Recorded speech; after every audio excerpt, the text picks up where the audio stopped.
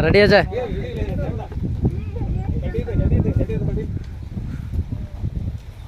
ಅಜ ಕಲ್ ಪಾಪ ಅಜಯ್ ಅದ್ರ ಮ್ಯಾಗ ಕುಂದೈತದ ಅಜ ಜಗ್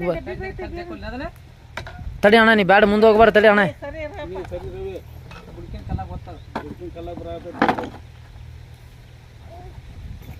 ಅಜ್ಜ ಇಲ್ಲೇ ಬಂದು ಚಂಡೆ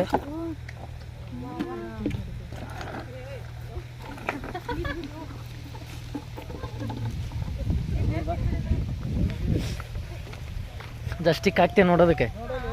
ಸ್ಟಿಕ್ ಹಾಕೋದಕ್ಕೆ